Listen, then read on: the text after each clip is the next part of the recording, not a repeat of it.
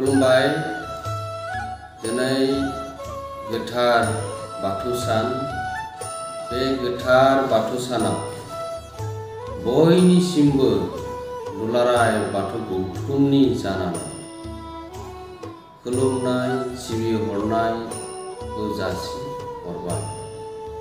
दिनैनि बे बर' हारिनि गुबै धोरोम गोथार बाथौ सानाव जिल्ला बिया गामि आफाद आरो आसामजों लोगोसे मेघालय, अरुणाचल, वेस्ट बेंगल, नेपाल, दिल्ली फरायसालि आरो फरायसालिमा बायदि फसंथानफोराव खुंनाय बिबानगिरि नोंथांमोननिसिम दुलाराय बाथौ गौथुमनि बे गाहाय मावख'निफ्राय बयनिसिमबो गोथार सिबिनाय आरो खुलुमहरनायखौ बाथौ सान नोंथांमोननिसिम आरो जिल्ला बिया गामि आफाद बिबानगिरि बयनिसिमबो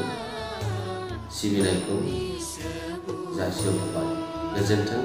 दहाय आफा बोराइ बाथौ।